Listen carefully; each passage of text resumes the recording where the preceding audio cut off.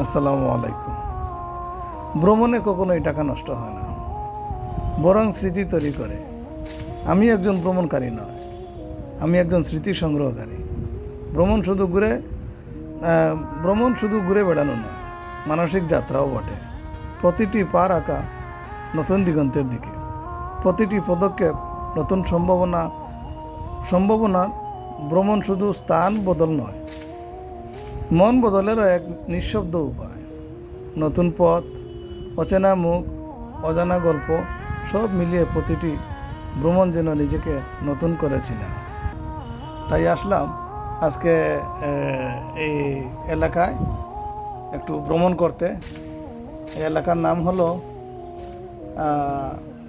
জিয়া উদ্যান। এটার পরবর্তী যখন আওয়ামী লীগ সরকার ক্ষমতায় আসলো, এটার নাম চেঞ্জ করে এটাকে নাম দেওয়া হয়েছে চন্দ্রিমা উদ্যান। আমাদের দেশটাই হইল শুধু চেঞ্জের উপরেই। আজকে আমি ক্ষমতায় আছি, আজকে আমার নাম এখানে দেওয়া হলো, অন্যের নাম চেঞ্জ করে আমার নাম দেওয়া হলো।